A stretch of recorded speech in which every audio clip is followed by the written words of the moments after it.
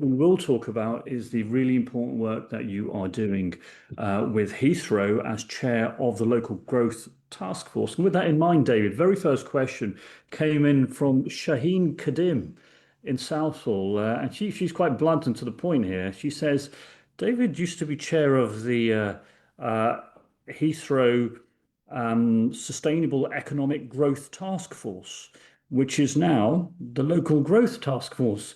She'd like to know what the difference is, who's involved in the task force, and what do you do? Right. So Before the pandemic, we had a steering group, which was very much a national effort looking at infrastructure more broadly. We had CBI, TUC, we had representatives of Heathrow on it.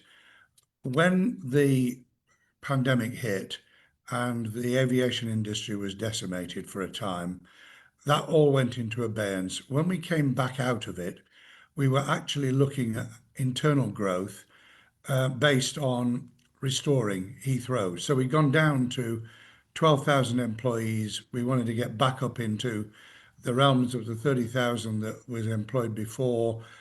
A lot of new people coming in, perhaps new skills, trying to get the contractors involved so that those who are commissioned, whether they're tier one or beyond contractors, trying to get small and medium-sized businesses engaged and setting up a proper portal to make that possible so that they knew what was going on inside Heathrow and they could bid for those contracts.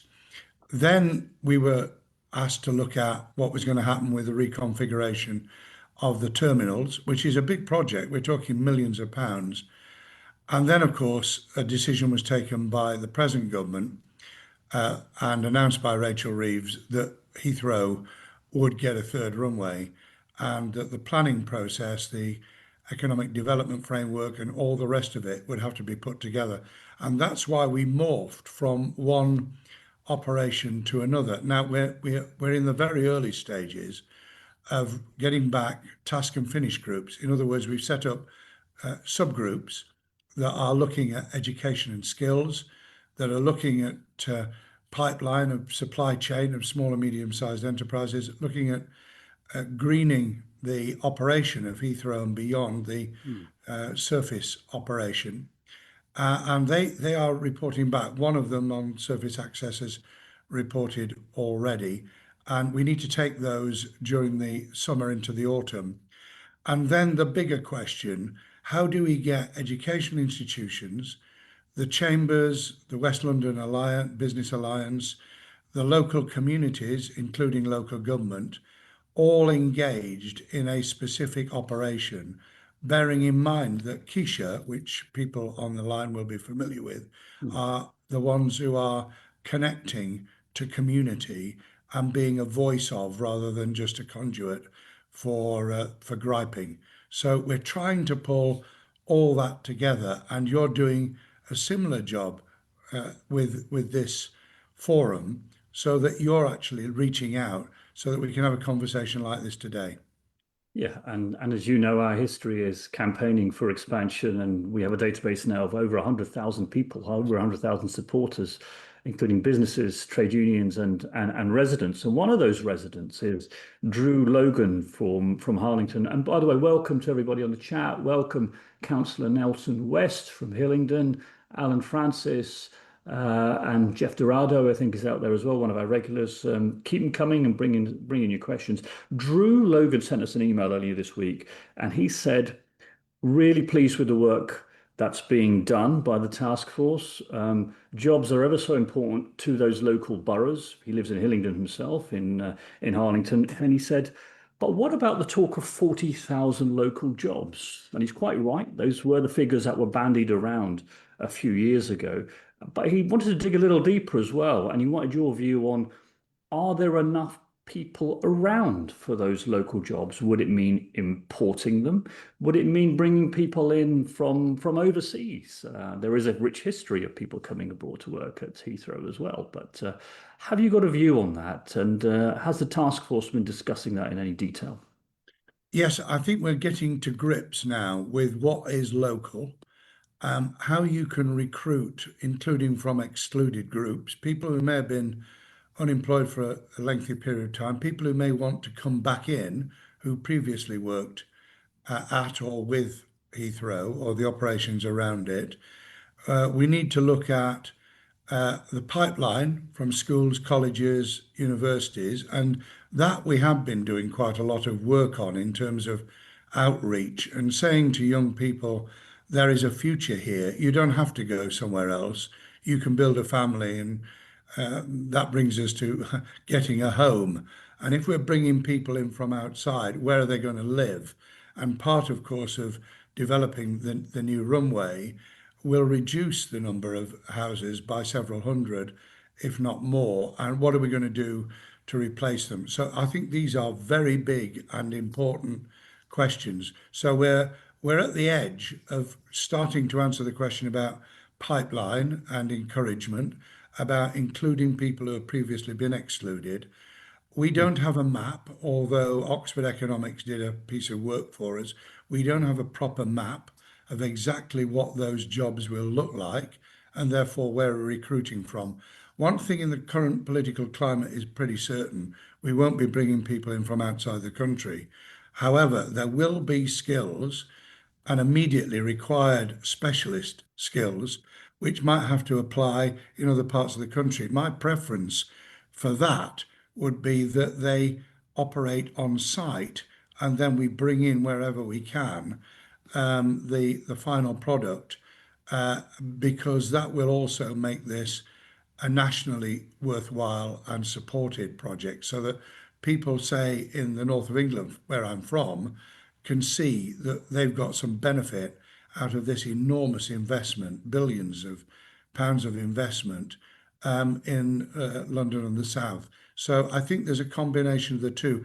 If we fail to generate the local jobs, then people will quite rightly be resentful about what's happened. That happened in those of you who are old enough to remember the investment in Docklands. Far from being a great scheme for those who'd lived in the east of London, it became a scheme of moving them out. And what we've got to do is to make this a plus, not a minus. Indeed, indeed. And in terms of not moving them out and helping people within, the next question, a couple of questions actually, have been around connectivity for workers at the site. Peter Sainsbury from Shepperton is a keen cyclist, and he wanted to talk about workers being able to work at Heathrow and getting there through better public transport routes, not least on bicycles.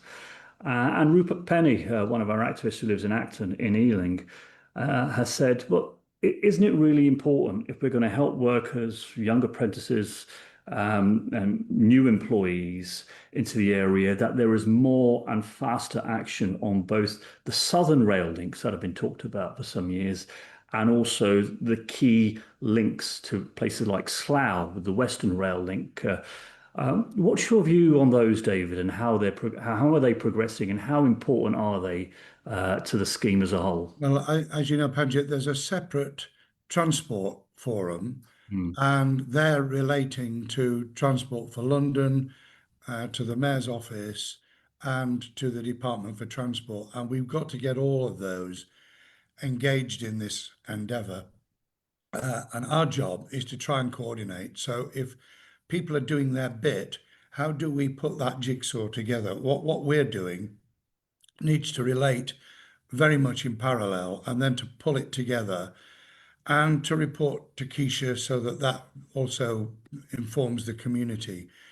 And if we don't do it well with public transport, then the surface access and the greening of the future just won't happen. And there's not been a joined up policy in the past. And quite rightly, local authorities immediately around, going out to places like Slough, are saying, well, what are we going to do? How do we link those in?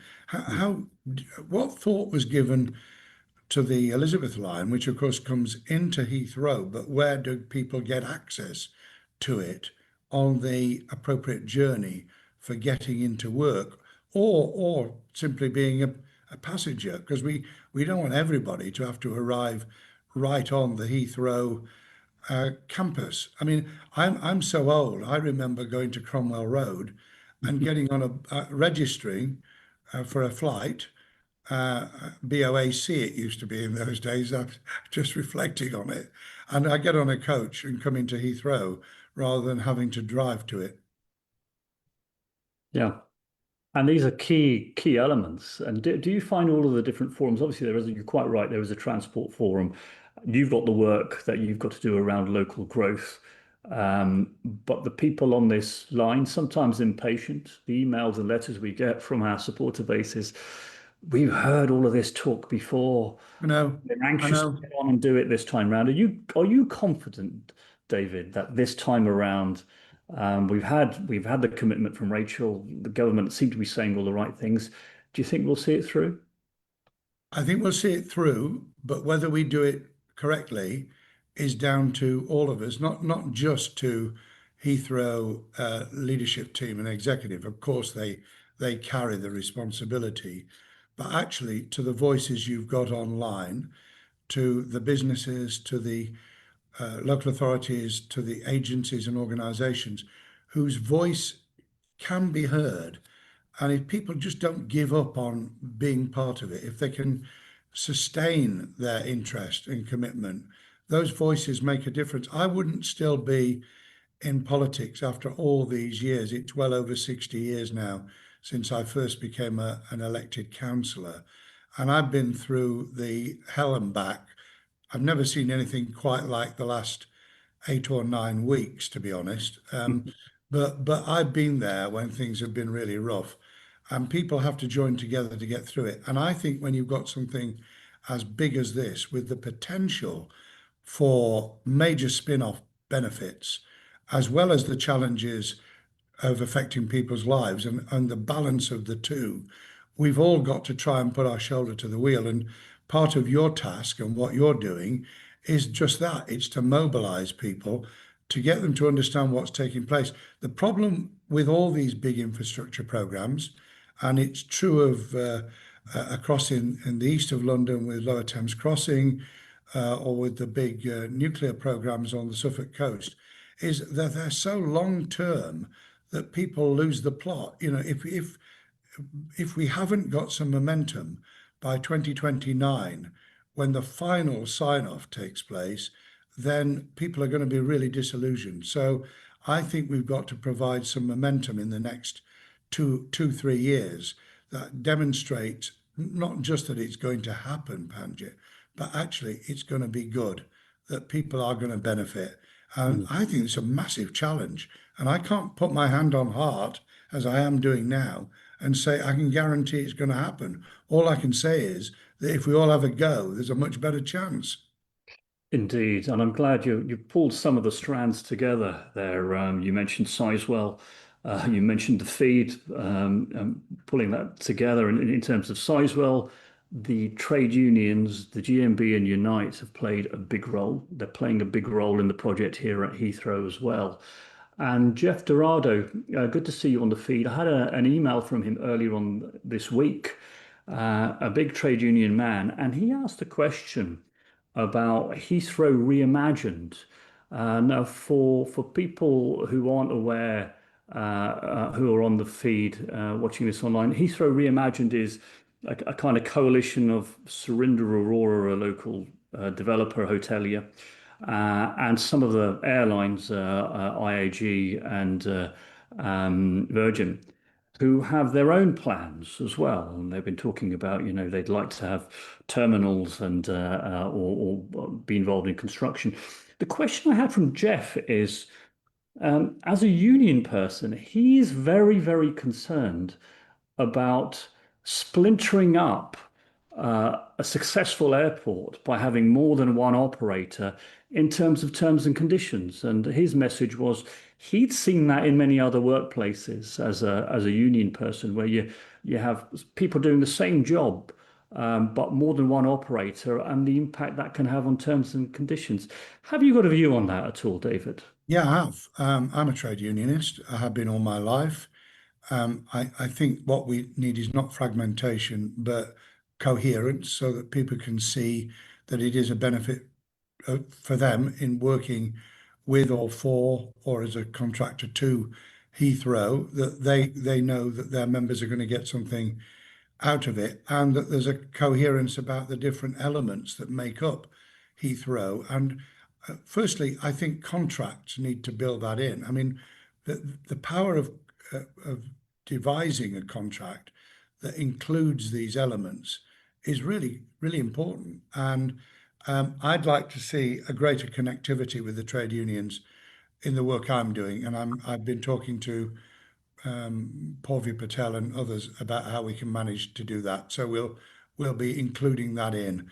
But those who are involved in, say, Heathrow Reimagined also need to be cognizant that if we start to have that us and them, we'll be in trouble. IAG and to a lesser extent Virgin have historically been quite antagonistic to Heathrow, partly because they have to pay the landing charges and all the rest of it. But if we get on the wrong side of it, it won't benefit anybody. And the last thing we need is more dither and delay. Exactly. And that's why I've talked about the other infrastructure programs, because we could overheat and have competition for key skills and for the labour we were talking about earlier. So we've got to get the ducks in order. And I'm even keen that Downing Street should get involved in this, because actually people, even with all the problems that we have as a government and with what's happening in the wider world, Downing Street have power to get people to collaborate in a way that otherwise wouldn't, and we've got to use it. I've got two minutes. Is that all right? Yep, that's excellent. Thank I really good point there, I think, on fragmentation, and TUC obviously feel very, very strongly about collective bargaining. Slightly left field question for you here. It's on business rates, and a question from Jags, who's very active in Ealing, and he almost sees Heathrow as a borough in its own right. And his argument would be the business rates coming from the airport, about 120 million a year, by far the biggest payer of base business rates. I think the second highest is Sellafield at about 70 million. And he'd like to see a spread of that across local authorities. I mean, Hillingdon might not be keen on that idea, but I wonder if these are the sort of questions you're looking at the moment. Well, I that particular one, it's a great googly, by the way. For those who are interested in cricket, that's a googly. This is, I think Jags is interested. as they say in the jargon, this is way beyond my pay grade and not something that my group, my forum, are involved in. But there is a big issue, and there's a big issue. The corollary of that is who's going to benefit. There's going to be rip-off merchants in relation to having bought up land and property and making a big killing on it. And apart from capital gains, how does the community get some of that back? So there's two issues there, aren't there? There's one, the generation of business rates from Heathrow as an operation, Heathrow Limited. And there's the issue of those who are going to make a killing, as has always been the case with big projects, land ownership, land sale, all the rest of it. And I think those questions need to be very firmly in the minds, not just of Heathrow Board, but also of DfT and the Treasury. And they need to see that they're part of this, that they're collaborators in it rather than just observers. It's no good just giving permission. They've got to actually be hands-on in making sure that people feel that what comes out of this has been fair. And on that fairness note, I'll go and do my bit for King and Country. Thank you, David. It's always a pleasure. Thank We'll you have very you much, time, Benji. perhaps, but perhaps here in West London to get you away from the division belt. It's much easier that way, isn't it? It's good to do that when we're not under the cosh for all this legislation going through before the King's Speech. Panjit, thank you for what you're doing. Thank you to everybody who's bothered to come online. You can either have your lunch or go back to work. Thank you very much indeed. Okay. God bless. David. Bye. Well, yeah, heard quite a lot packed in over the last 20 minutes from David. We covered everything from what the task force actually does, to the importance of local jobs. Some great questions there. So thank you to Shaheen, to Drew as well for the one on jobs, the importance of those. We had some questions with regard to connectivity and the importance of Western and Southern Rail, things that we will continue to push hard on your behalf on, with all of the people that we work with very closely at Back Heathrow. But we do need you to continue to push as well. So if you're not a member of Back Heathrow, please do look in the chat. There will be a link in there to join and help us to push these arguments for infrastructure by getting all of these things in place. Absolutely crucial. Thank you also to Jeff for his question on splintering and fragmentation and the dangers of that and the importance of this to the trade unions. I thought David was very clear in his views on that. To Jags, and also to the others whose questions we didn't manage to get in on this occasion. You saw it live today. It's a busy world, but to be able to get into the House of Lords while there's all these important votes going on national insurance, very grateful to David, and we will be doing more with him in the coming months. We will be doing many other things as well, so do get involved, do sign up. For those of you who are regulars, we've got a date coming up in the summer for our regular annual summer party at the Indian Gymkhana Club as well. So we look forward to seeing you then. But for now, for the time being, thank you for your continued support. Thank you for tuning in. And if you're not a supporter, sign up and join Back Heathrow. Thank you.